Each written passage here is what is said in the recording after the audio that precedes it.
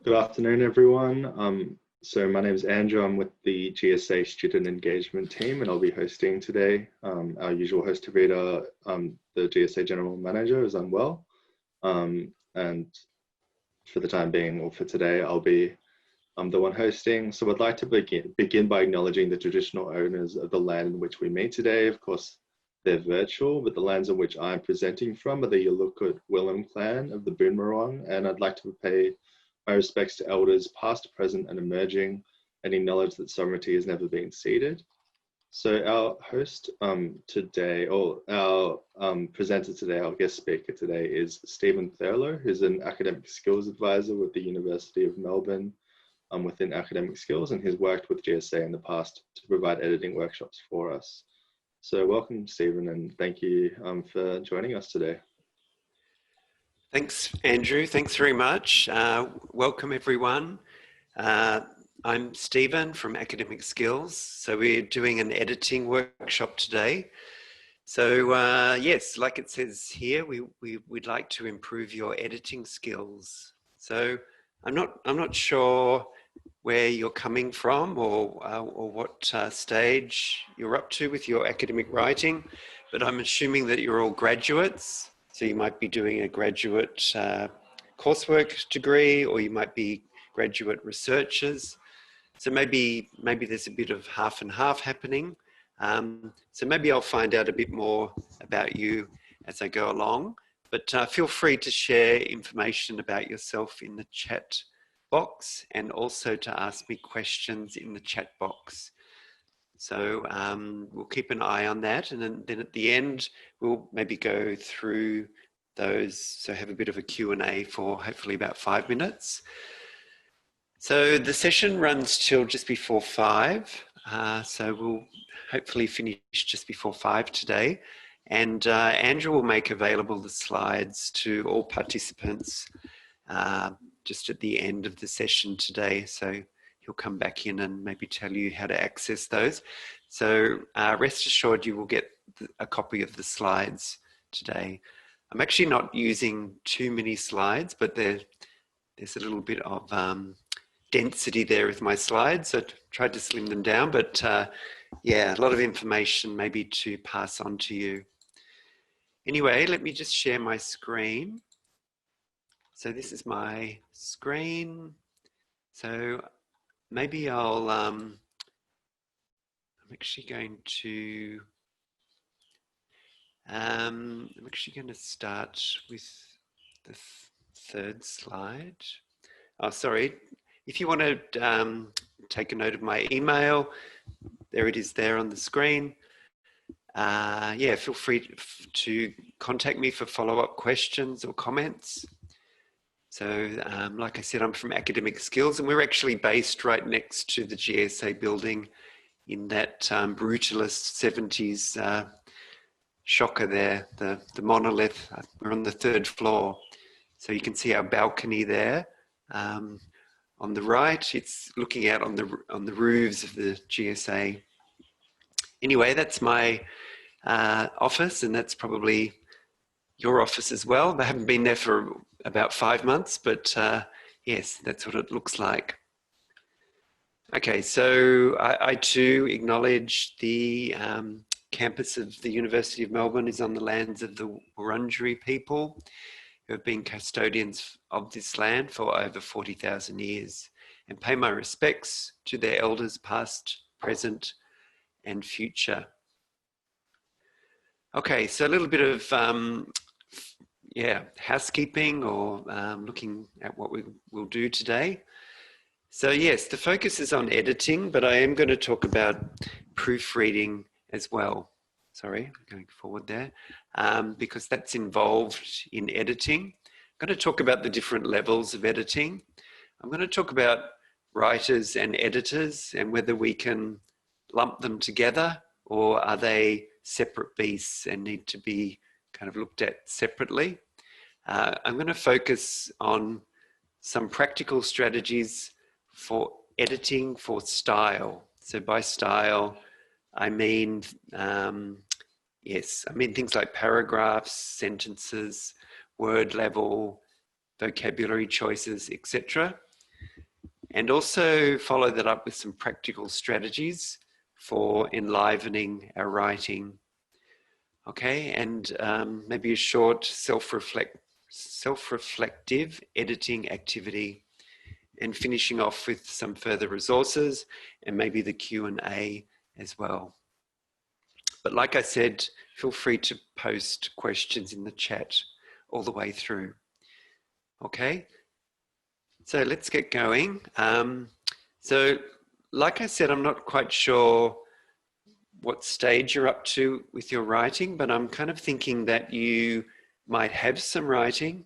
So maybe you've come to one of the GSA thesis writers boot camps, or if you're a graduate coursework student, you might have some writing done and now you want to edit that. Although we're kind of in the wrong part of semester to be doing a lot of editing. That usually happens later, but yeah, the focus will be on editing, and maybe wanting to put across to you that editing is not proofreading. Okay, so these two are often collated and kind of thrown together, but there is a difference between these two words. So they're very key words. So for me, editing is always the bigger picture issues, the more macro issues. So editing is involved with structure. So decisions at the structural level, decisions at the whole text, or maybe section or paragraph level.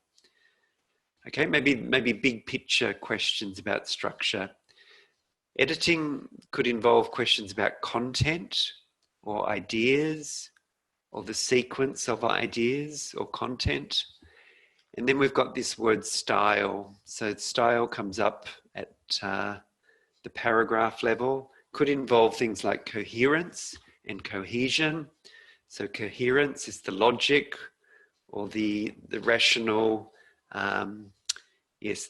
rational flowing of your words and ideas. Cohesion is more about the mechanical sticking together of your ideas. So cohesion and coherence are often talked about under style, and also vocabulary. So the use of vocabulary choice.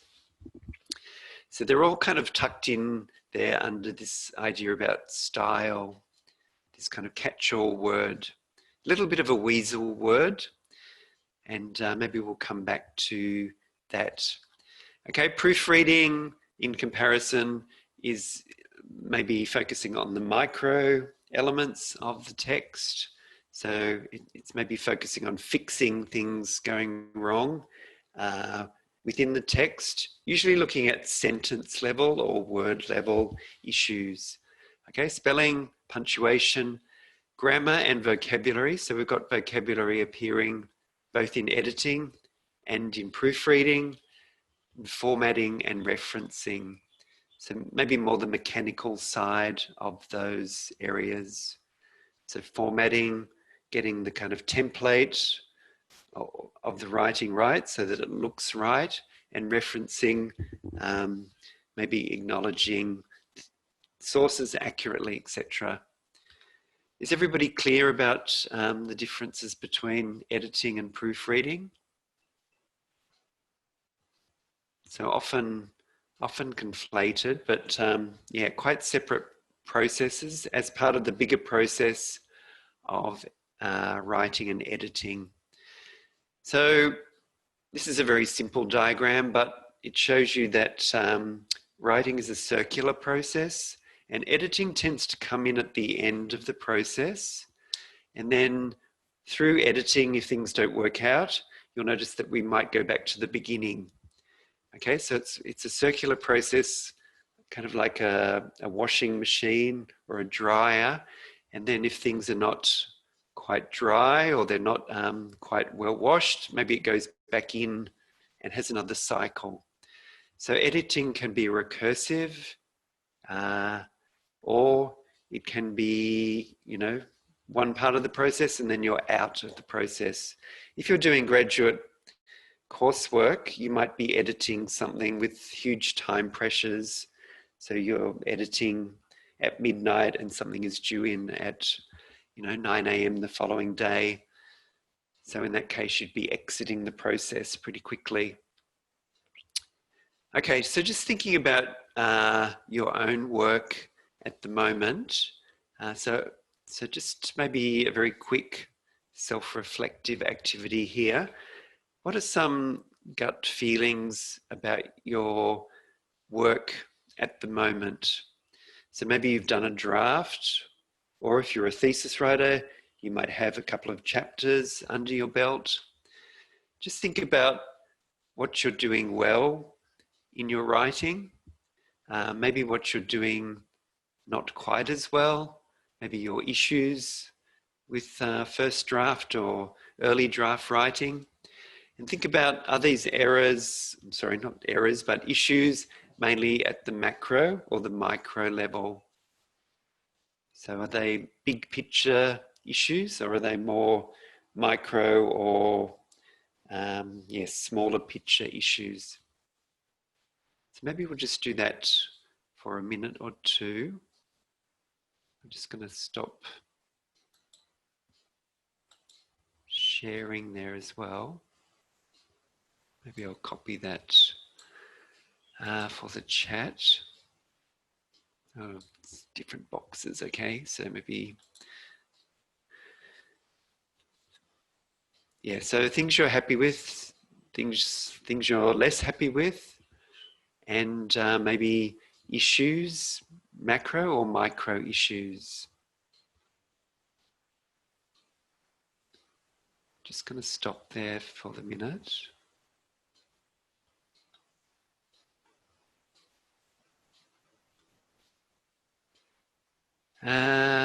Okay, so let's have a look at chat. So feel free to put comments in the chat. So any kind of current editing issues that you're having.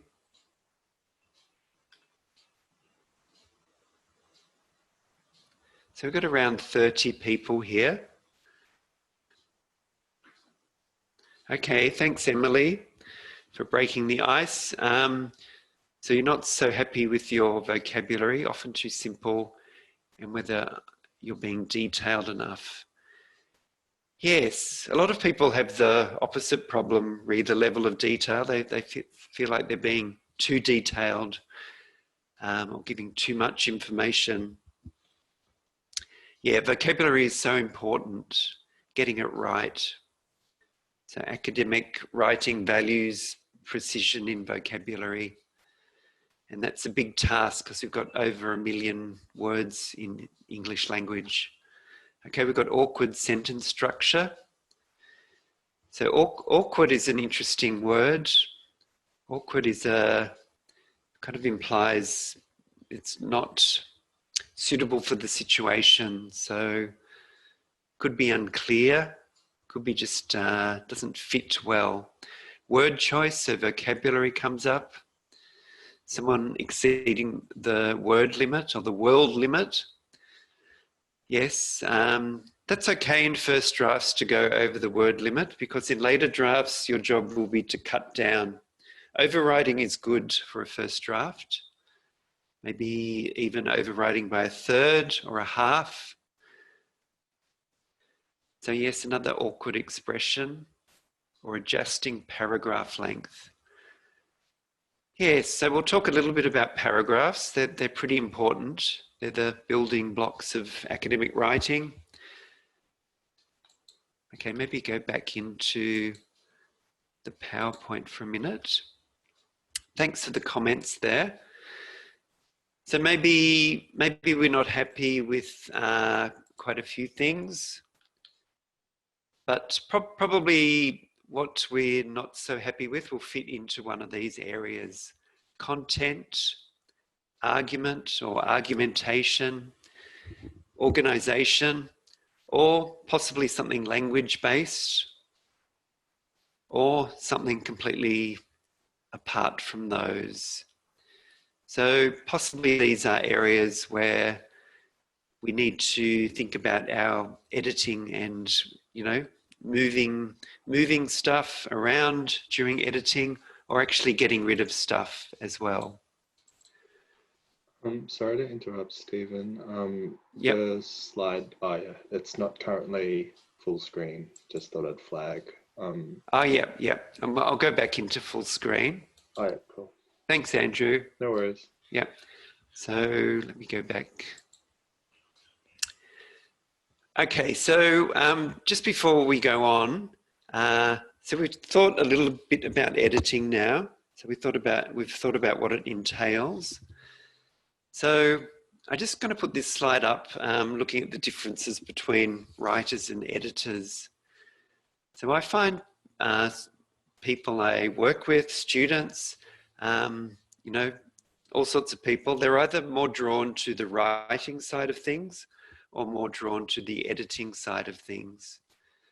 And it's always interesting to me, this division.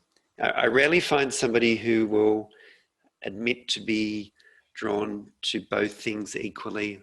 I find that we're always maybe more natural editors, or we're natural writers.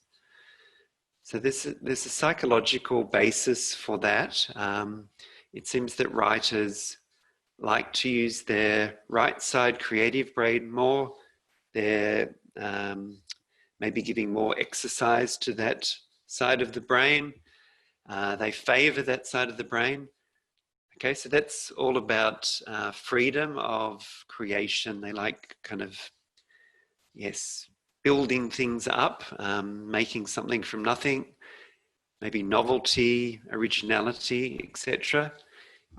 Editors are actually drawn to putting it all down, maybe locking it down, comparing it to an acceptable form. And this is a feature of the left side rational brain. Okay, so I tend to find students are drawn to one side or the other, and possibly they're better at writing rather than editing, etc. But we can all learn to become better at the side that we're not so good at. So for example, for myself, I have been, drawn to the writing side, but over many years doing academic skills work and looking at students' work, I've become a much better editor, and I can really say I built my skills there. So what about for you? Are you more drawn to writing or editing? So it might be good to identify this, and then we can really focus on building up the skills using the other side of the brain. It's just something to think about, which I think is really worth it. Anybody want to share their experience there?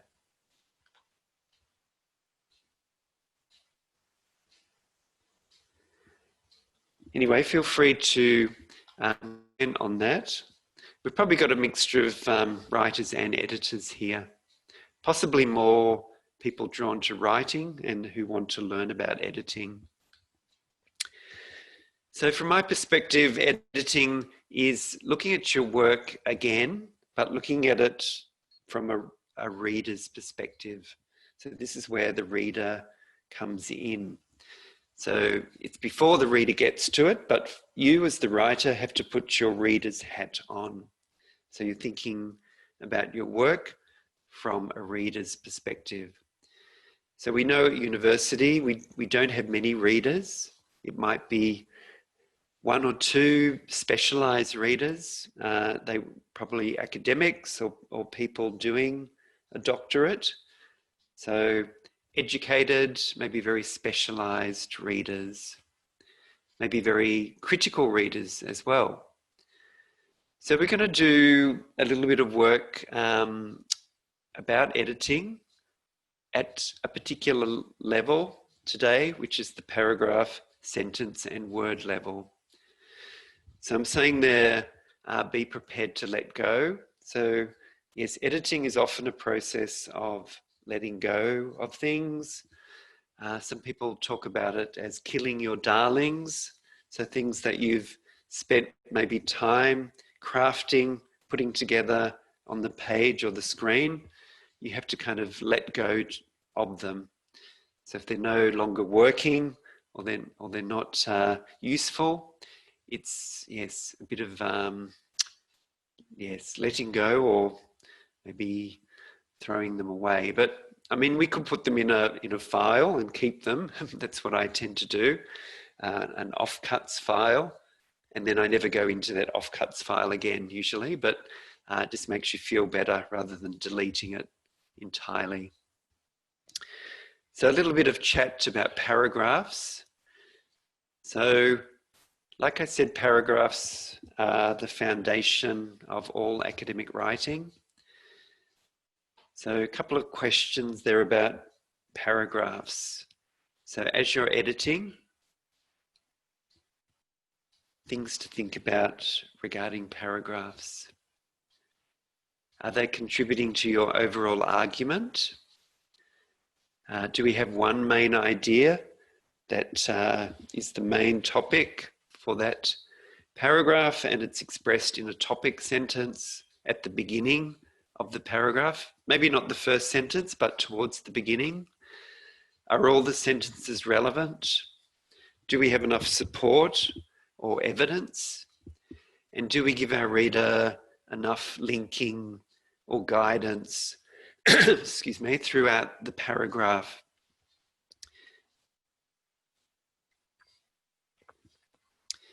So maybe one way we can check this through editing is print out our work, and then for each paragraph, just in the margin, we can write, excuse me, 1 or 2 words what this paragraph is about. So just encapsulating the idea or the main idea of the paragraph. So that's a useful editing technique. Okay, a couple of other questions there about paragraphs. I'll just let you read those.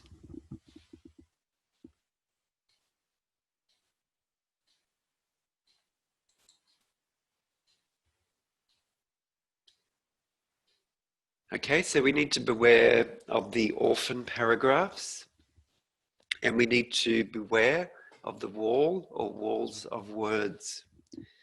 So this is an issue about length.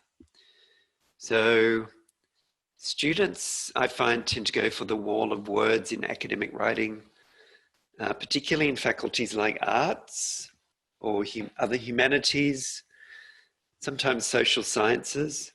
Sometimes they've been taught that academic paragraphs all have to be around a certain length, and that length is long. And I'm not quite sure who teaches this, but academic paragraphs are not like Tupperware, so they don't stack together in a kitchen cupboard all of the same length. Some paragraphs are going to be long, some are going to be short. It kind of depends on the complexity of the idea, and it depends a bit on the perseverance of the reader. So how much you feel they are up to. So occasionally you might want to give them a short paragraph, just as a bit of a breather. So it gets back to that idea of thinking about the reader and what they will tolerate.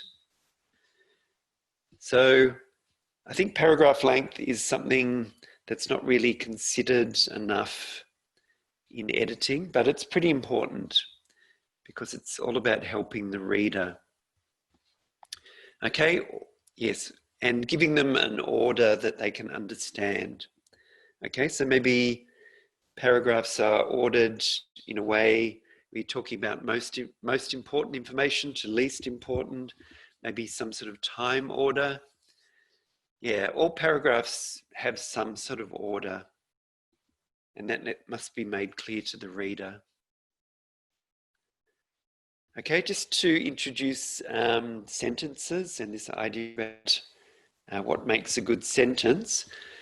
So here's a short paragraph with sentences of different lengths. So what do you notice about this paragraph or the sentences in this paragraph? You might have seen this before.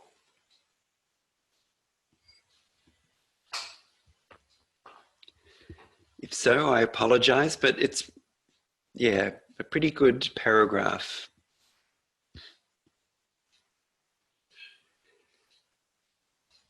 So what's happening in this paragraph? What's happening with those sentences?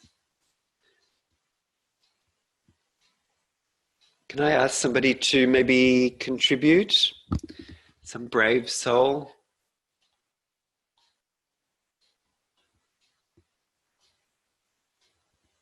Lucia, can I pick on you? Or Jonathan raised his hand. What do you notice about that paragraph?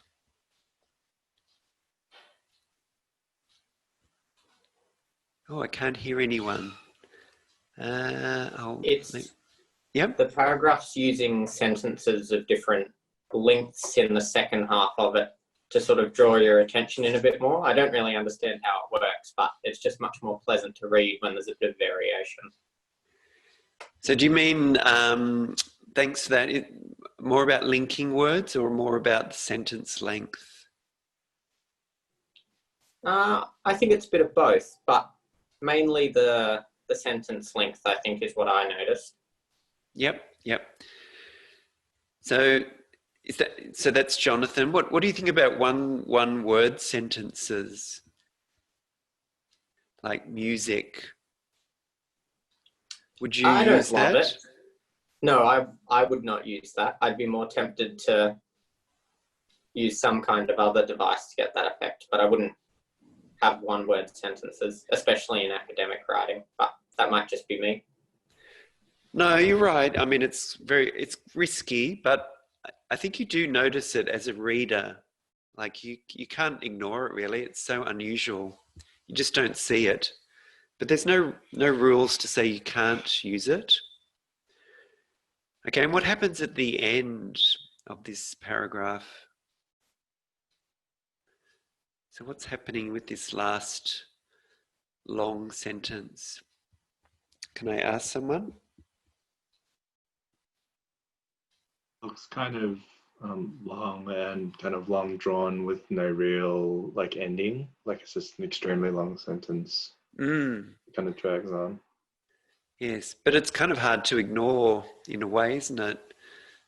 Similar to the one word sentence, this mega sentence is also a little bit hard to ignore. So it's kind of saying, yes, I'm building up to a conclusion here. It's kind of telling the reader something is coming, something significant is coming. So, yep. The writer's voice clearly comes across. So these stylistic choices are quite powerful depending on what type of writing you do. So it's a choice, I think, a deliberate choice to provoke either attention to something or, it can be a stylistic kind of. Yeah, like a spotlight, isn't it? Absolutely. Yeah. So you got the right idea there with voice. So we do hear the writer's voice here. So the voice is very important for graduate writers. Voice is where it's at. Your reader wants to hear your voice. So they do know about the topic you are writing about, or they probably know about it. So they've heard it before, but they want to know what you think. So this is where you're going to add value. So this is another aspect of editing. So where do I add my voice for maximum impact? Okay, so this paragraph has got lots of writer's voice in here. So think about sentence length. Think about making a little bit of diversity or introducing diversity for your sentence length. And maybe use simple sentences, because your academic reader is so used to reading complex sentences. Occasionally, a very simple sentence, subject, object, verb, and a combination of those elements can really draw their attention. Okay, so I'm not saying do one word sentences, but I am saying maybe start off with simple sentences and then go into maybe more complex or compound sentences. Generally move from something which is known or old information to something which is new or unknown. So this is about helping the reader. So tell them something they would be expected to know, so they can kind of relax a bit in that part of the sentence, and then go on to something which is maybe new, controversial, or debatable in the last part of the sentence. So there's a progression which you'll carry the reader through with you. So you'll make them work, but you'll give them a little bit of a rest at the beginning. So don't start every sentence with something new that they have to kind of process. Cognitively, that's quite demanding for the reader. Yeah, often when we do a first draft, we're always just focused on getting the words out. We're working with sort of complex, dense ideas. Often we just throw very, very complex ideas at the screen, and that doesn't help our reader. So the second draft, the third draft is maybe stripping down, or maybe keeping things a lot more digestible for the reader. Okay, just going on to words. So a couple of people mentioned that words or vocabulary is an issue for them. Yes, you're right to care about words, because academics really care about words. They want you to choose the right word. Okay, so this is where dictionaries and thesauri come in. So a dictionary of Australian English is good to have close by, and a thesaurus, which is a dictionary of synonyms, also good to have. And this is where the Microsoft Word dictionary and thesaurus are okay, but they don't give you enough precision. So you've got to go to a specialist tool. I like the Macquarie Dictionary and Thesaurus, which is available through the library catalogue. It's an online dictionary. The other challenge here is to use discipline-specific vocabulary, okay, because your reader wants you to use disciplinary language, okay? They're teaching it to you. They want you to use it in your work to give back to them. It's kind of the cycle of learning. They need to see it in your work. Okay, it's a bit of a cliche, but academic writing does use formal vocabulary. So we tend to avoid spoken forms of speech. So things like contractions. So we don't use can't, we use can I, or we'll use we will, not we'll. Idioms. So idioms, anything that's kind of the language of the street. Also on trend or hot words like awesome, or, even words like struggle or tough. We hear a lot of these words at the moment through the media talking about the pandemic, but those words don't tend to belong in academic writing. We like more considered words, maybe more specific words. So just think about word usage. Try not to bleed words from your daily speech or, the 6:30 or 7 o'clock news. Those words are for different forums. Okay, try to avoid words like big, small, thing, good, bad, lots of, etc. So these are all kind of spoken English equivalents. Okay, so also try to avoid redundant and tired words. So by tired, I mean things like cliches. So think about, I've got tired thesis favorites here, but yeah, academic writing tends to go for, fresh words. Think of your reader again. They tend to see the same words cropping up. So they might be inclined to give you a higher mark if you use fresher or more original or more precise words. couple of other points there. I'll just let you read those.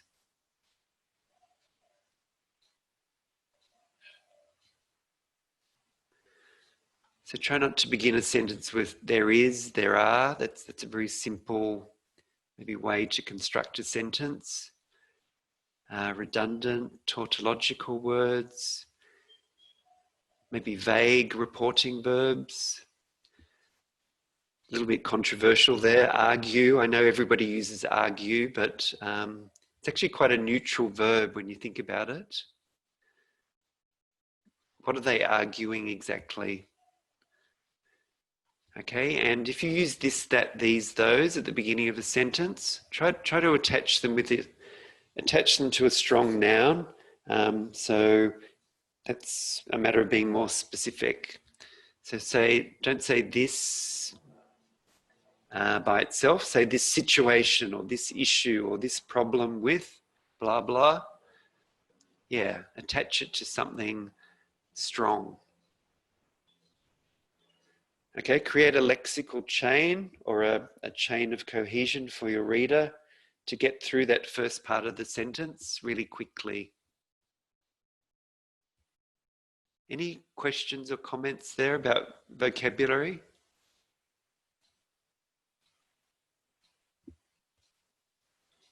Okay, so I'm coming towards the end. I've got probably about 10 minutes or so to go, and I'm just going to look at some practical strategies for enlivening your work.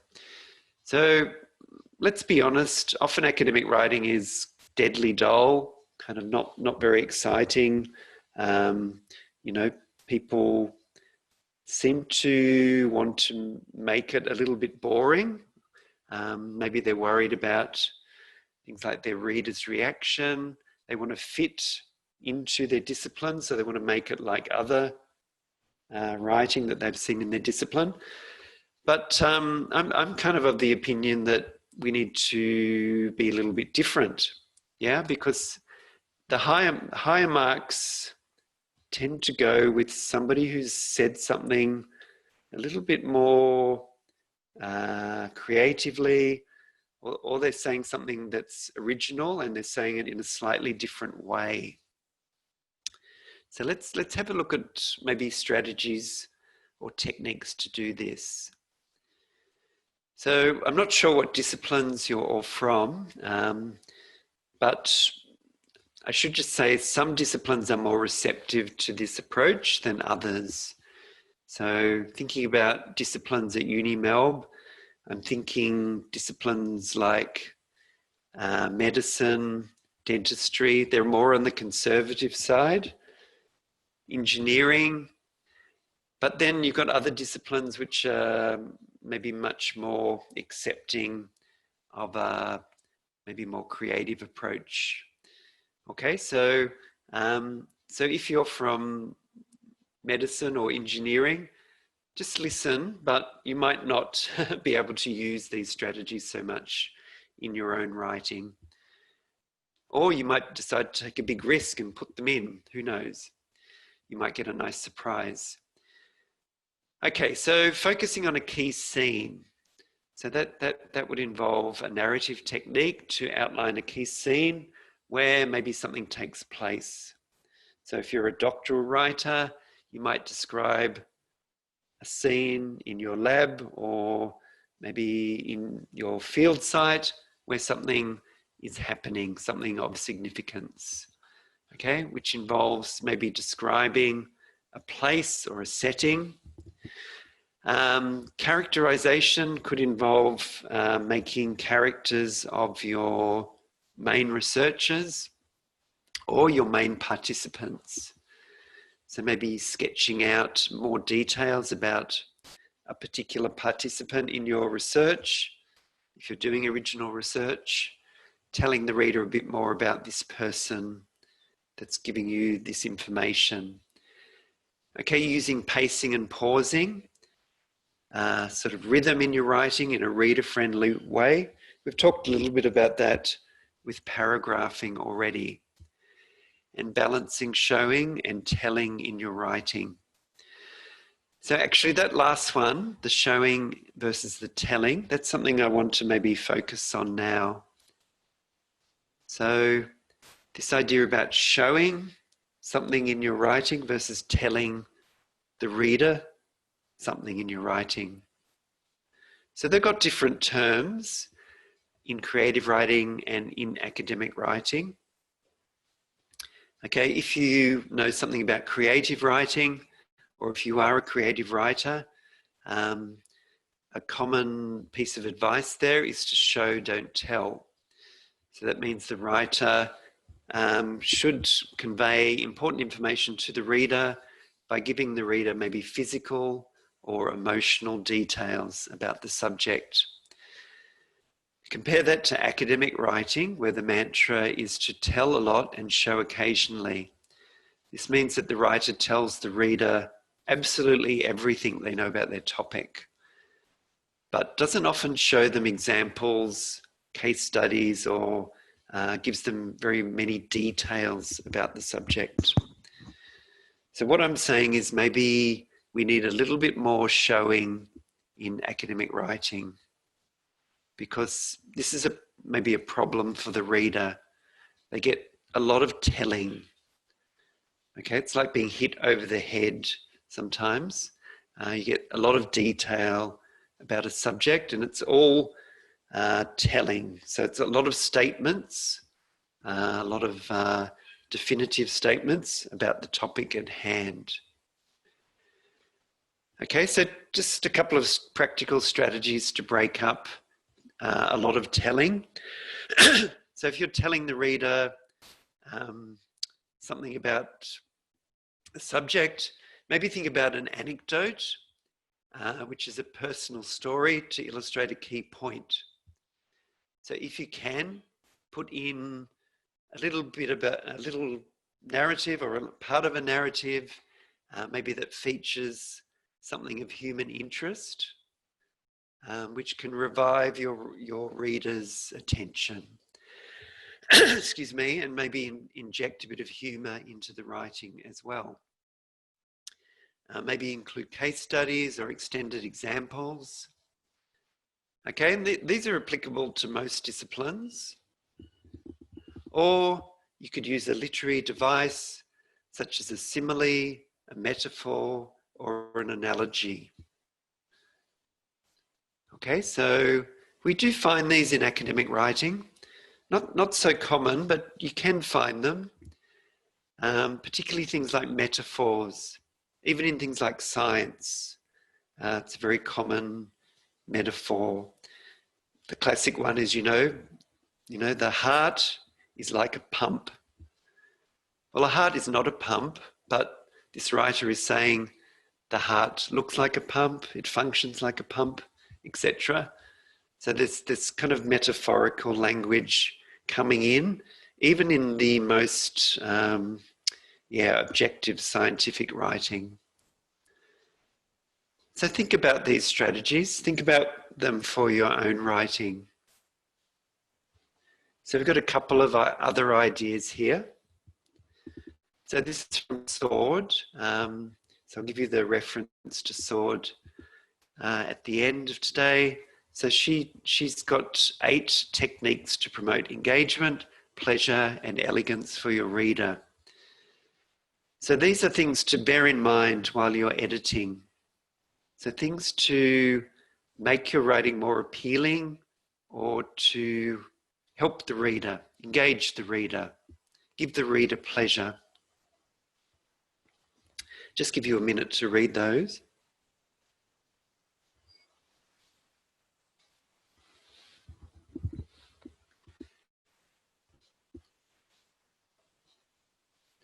Any questions or comments so far?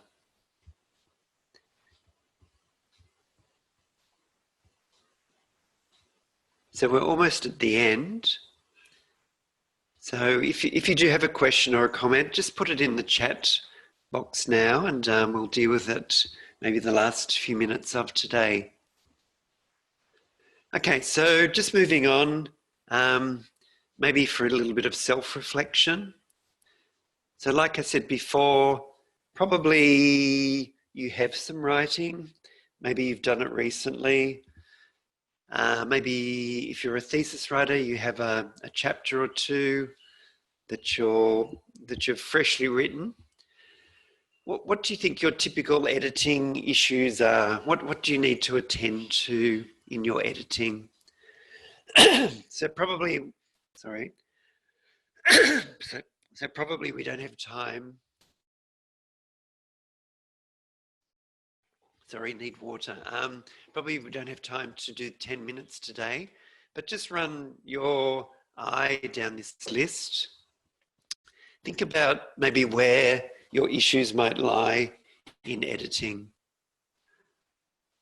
So if you're editing a piece, what do you need to look at?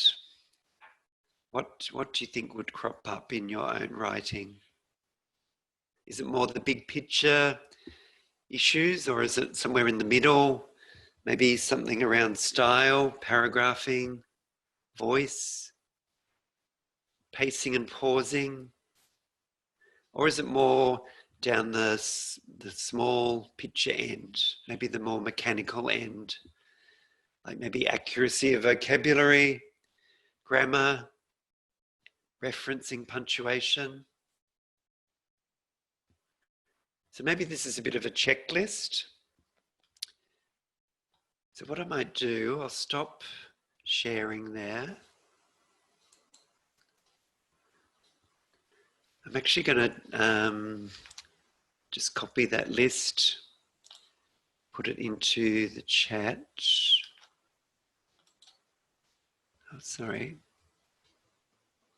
Just 1 second.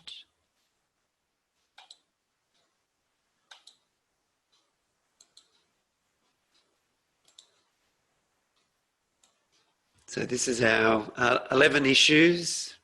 Maybe these are top concerns for editing.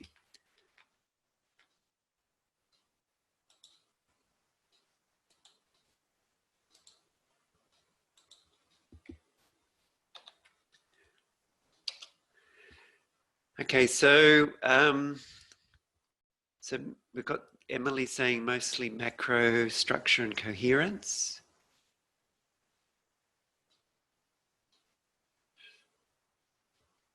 Yes, by the way, these are good words to use. So if you're a doctoral student or a graduate researcher or a graduate coursework student, if you're talking to your reader, maybe getting feedback, or maybe talking to your supervisor and talking about writing, try to use these words because these are powerful words.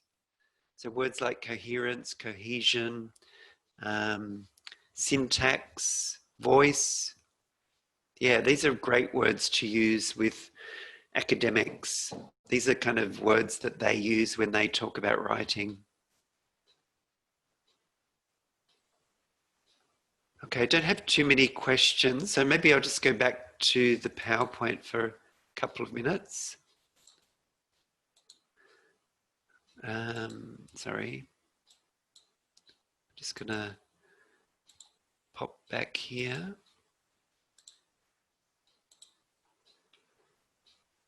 Okay, so maybe a couple of wrap-up slides. So let's have a look at this one. Yeah, practical issues and final tips. So I'll just let you read through those tips. Hopefully you do most of this already. But if not, think about maybe changing your practice, maybe incorporating some of these. I'm a hard copy editor myself. I think you pick up many more issues, errors, etc. if you're using a paper copy.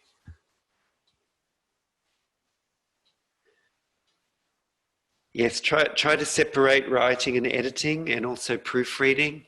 If you can leave 24 hours between each part of the process, I think that's a good thing. But graduate coursework students, usually there's a lot of time pressure, so maybe that's not an option. So know yourself and your typical errors, maybe get a little bit of a checklist going yourself and use it when you're editing or proofreading. So just something like we've used today. Okay, maybe just moving on. So yeah, my classic texts. So I'm a little bit of an old-fashioned guy. I do like books. There are websites on editing, but I do find books, yes, they've still got a bit of an edge here. And particularly American classics are big here.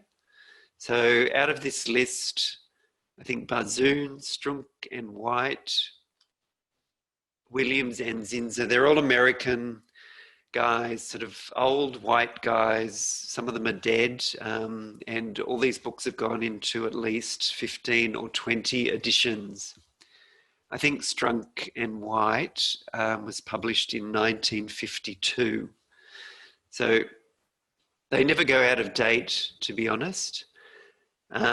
Aussie ones are a bit thin on the ground. Tredinnick is good. So Mark Tredinnick. Sword is from New Zealand. She's pretty good too. All of these books are in the Unimelb Library collections. So we're really blessed here at Unimelb. We can't get into the libraries at the moment, but some of them are have e-copies, so that's really handy. So yeah, if you're a serious editor, maybe go for one of these. It could become your best friend. You never know. And just the link to the Academic Skills website. So we do individual consultations. Everybody's entitled to 4 half-hour consults per semester.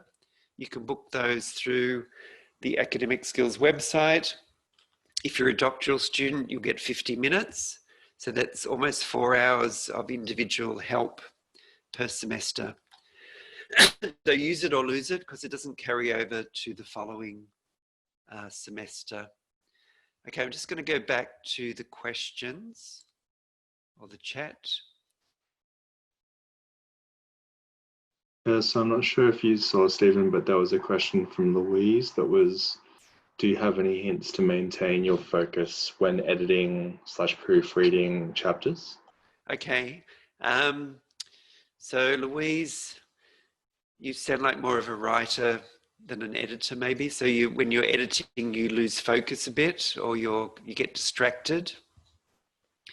So I think getting away from the computer is good. So try to print out your work. Try to physically go and sit in a different place, away from the phone, away from the computer. I know we're all at home at the moment, but just go into another room or a sort of quiet spot and just sit there with a different coloured pen and just put your reader's hat on and just go into the world of the reader. This is easier to do if it's a piece that you've written last week, a couple of weeks ago, last month, then you can kind of divorce yourself a bit from your writer's self and just go into your editor's self. Okay, and just focus on maybe the areas that you feel that you need to work on. So from a checklist, you might have identified 3 areas that you think are hot button issues in your writing. Try to just focus on them and try not to get distracted by things like incorrect referencing or a comma missing here or there. Just focus on these other things. Okay, yes, Pinker is a great resource. Thanks for suggesting that, Anya. Yes, I wanted to put that one in, but he does talk about other things, but yes, he also talks about editing. Great book. Yes, so Emily said when we don't have a printer. Look, I'm a staff member, and I was in the same situation, and I've been sitting at home for 5 months, and then at the end of the financial year, I thought, no, actually, I'm going to go and buy a printer, and I'm going to claim it on tax. So that's what I did. And they are pretty cheap. Maybe you'd be surprised how cheap they are nowadays. You can get a really good Laser printer for around $200. Okay. Anyway, yes, hopefully we'll be back to campus soon with all its lovely facilities. So Griselva said, do you mind giving a brief explanation of the first 2 points? Yeah, so they're the big picture points. So content and macro structure. So content is, yeah, it's beyond the realm of what I can advise with, because this is kind of secret academics business. So they will give you a task, and then you have to respond to that task in writing. So you'll be using your ideas and the ideas from sources. So what are considered good ideas and not so good ideas? This is what I can't advise on. So you'll have to follow your teacher's lead in that regard. So if you're a graduate student, you probably went to lectures and they gave you readings. So that gives you an idea of what they consider to be good ideas, possibly. Macro structure, yes. If they've given you a task which says write an essay, you know, essays have a predictable structure: introduction, body, conclusion, reference list. So that's what you have to stick to there. So whatever it is you're writing, does it fit that template? Reports are a bit more complex. Okay, anything else?